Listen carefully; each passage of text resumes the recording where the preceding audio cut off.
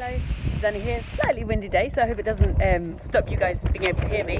We are just inspecting our serviced apartments. I think I've done another little vid to show you. On Airbnb, to be a Superhost, you need 80% 5-star reviews. Now we have over 80% of 5 and 4-star reviews. Don't count, baby. I think we've got 54% 5-star reviews at the moment, and we just want to get those 4 stars up to 5 stars because our next target is to be a Superhost.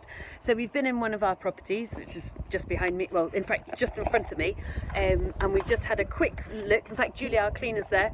She didn't want to be on film, and just look. Now, it's bizarre. I don't understand because I don't particularly do that, but should we just say things go missing?